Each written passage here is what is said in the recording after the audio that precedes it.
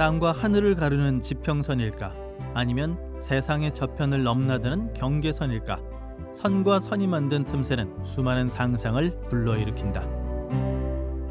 슬릿은 가늘고 길게 베인 선이나 틈을 얘기하는데요. 블라인드의 긴 틈, 남자 양복 바지의 긴 주름, 양자역학의 이중 슬릿 실험의 긴 틈을 얘기를 합니다. 두 선이 마주보며 만들어진 좁은 틈, 슬릿은 통칭 틈새로도 불린다. 화가의 손이 간격을 두고 각각의 틈을 내어줄 때마다 이 슬릿에는 수많은 이야기가 담기게 된다. 질문을 던지는 것, 다른 방식으로 이야기를 하는 것입니다. 그는 슬릿 속에 어떤 질문을 던지고 싶은 걸까? 그는 선과 선 사이에 어떤 이야기를 숨겨놓은 걸까? 캔버스에 틈을 벌려 만든 공간 속에서 자신만의 시간의 켜를 새긴 작가 류현욱, 그의 틈새 속 세상이 궁금해졌다.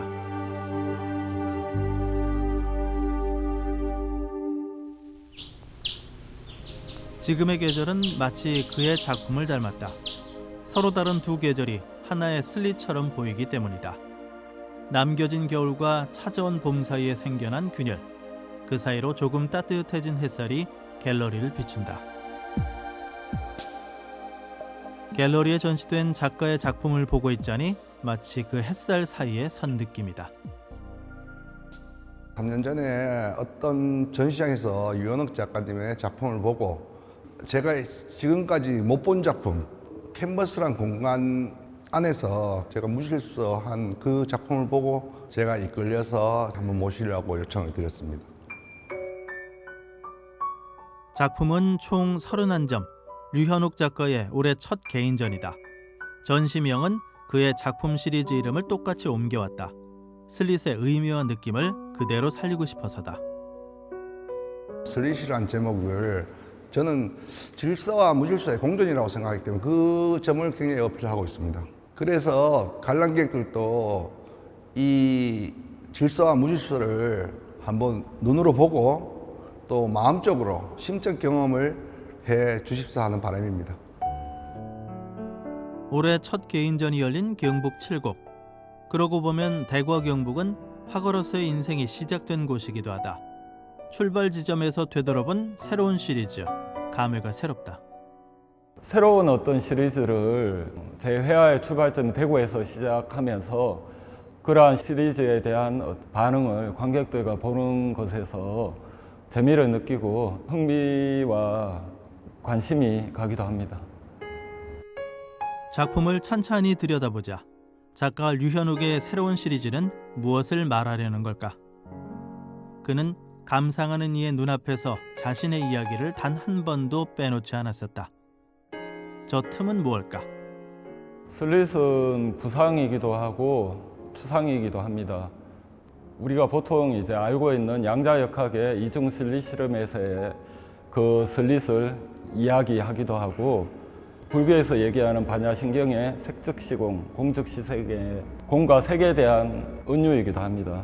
동시에 이제 양자역학의 입자와 파동에 대한 것이 공과 색으로 대응이 되고, 그것들이 다시 회화로 변환되는 방식과 은유하는 방식에 관심을 가지고 있습니다. 일상과 과학과 종교를 아우르는 것이기도 합니다. 선과 선 사이에서 만들어진 틈새는 한 공간을 여러 갈래로 나누는 듯도 하고 전혀 다른 새로운 공간을 펼치는 듯도 하다. 저 틈새를 오가는 건 오로지 캔버스 면 위의 색뿐이다.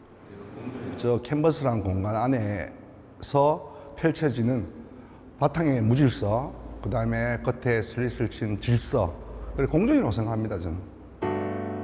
생김새를 가진 선을 그리던 그는 어느 순간부터 선의 형태를 없앴다. 그것은 전작인 애도의 숲 시리즈부터다. 그의 그림은 선과 색이 어우러진 추상으로 이어졌다. 제 뒤편으로 보이는 150호의 보라색 배경에 슬릿이라고 이름 붙인 작품입니다.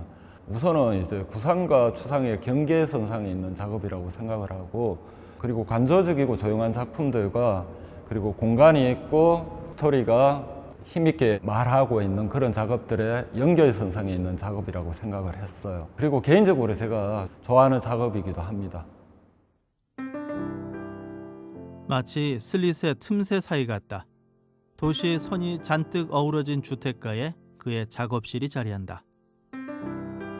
나무의 나이테가 세월에 하나둘 새겨지듯 작가의 슬릿 시리즈도 캔버스 위에서 시간을 먹고 한꺼풀 한꺼풀 색과 선을 더한다. 처음 밑에 이제 베이스는 뭐 드로잉이라든지 페인팅이나 단조로운 잔잔한 구조의 어떤 베이스가 들어오기도 하고 그런 서사의 스토리에 따라서 굉장히 이제 격정적인 그런 어떤 페인팅이 들어오기도 하는데 그 위에다가 슬릿이 들어오는 거죠. 그런 격구조를 통해서 이야기가 겹쳐지는 형식을 가지게 됩니다. 세상 만물의 움직임을 기술하는 학문 양자역학. 그 양자역학에서 빛의 움직임을 설명하는 실험이 이중 슬릿 실험이다. 물결이 흐르듯 틈새로 이어지는 빛의 움직임. 하지만 세상 만물은 그 모양과 상관없이 이어지며 흘러간다. 처음 이제 구체적인 대상으로서 블라인드의 슬릿을 그렸었어요. 그러니까 이제 빛의 틈이죠. 블라인드가 열렸을 때 그 틈은 이제 열린 틈이 되고 닫혔을 때는 이제 어둠을 통해서 그 틈이 나타나는. 그래서 처음부터 뭐 슬릿에 대한 표현 자체는 처음 한 점 딱 그릴 때부터 완성된 형태로 나왔다라고 생각을 하시면 될 것 같습니다. 그것을 어떻게 회화로 표현할 것인가? 그의 고민이 붓을 쥔 손으로 옮겨간 것은 2023년. 캔버스 면에 벌려놓은 틈 사이로 그는 양자역학 속 빛의 모양을 번역해 나갔다. 블라인드 그림은 물론 이제 직접적인 대상이지만은 실제 그려놓은 걸 봐도 추상으로 보여지는 성격이 굉장히 강했어요. 그래서 그 그림이 마음에 들었고 저런 블라인드 그림만을 그려서 개인전을 짧게라도 한번 해보고 싶다는 생각. 시간이 지난 지금 이제 실행에 옮기게 되었어요. 이중 슬릿 실험 속 틈새의 형태를 바탕으로 만물의 크기와 움직임을 여러 층으로 표현했다. 그 만물 속에는 그의 인생이 스며 있다. 이를테면 유년 시절과 가족, 삶과 죽음에 대한 이야기다. 그러니까 슬릿이 굉장히 질서적인 거고 그리고 뒤쪽에 있는 베이스의 어떤 것들은 굉장히 카오스인데 그것들이 삶일 수도 있고 세계의 모습일 수도 있는 그런 이중적인 구조로 해석을 해도 제가 생각하는 세계에 대한 세계 그리고 카르마, 업이라든지 윤회에 대한 개념과 서로 상통하는 그런 어떤 시선이라고 생각을 합니다. 지나온 시리즈마다 큰 변화를 보이는 것 같지만 작가의 작품은 한편의 자전소설처럼 이어져 있다. 삶의 변곡점이 캔버스마다 남아있는 셈이다. 특히 시리즈 에도의 숲이 그러하다.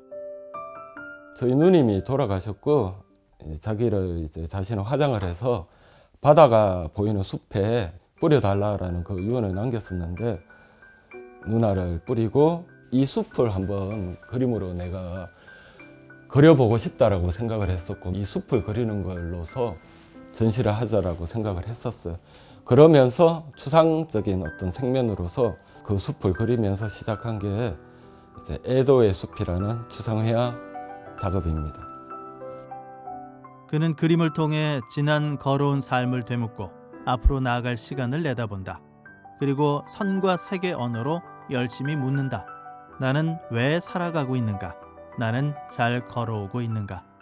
많은 사람들은 삶에 쫓겨서 우리가 어릴 때 인간의 기원, 삶의 시원에 대해서 인간은 왜 사는가라는 질문이라든지 항상 질문을 던지잖아요.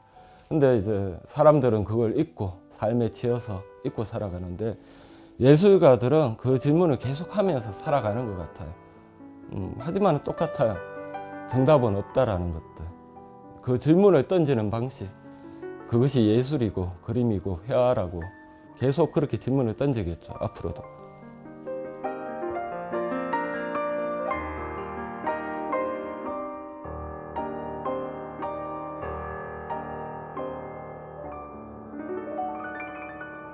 회화 앞에서 항상 그런 생각을 합니다. 카르마는 어떻게 흘러갈까요? 그런 질문을 계속 던지는 것, 그런 어떤 과정 자체가 제가 회화 앞에서 던지는 질문입니다. 작가는 작품 앞에 선 이에게 묻는다.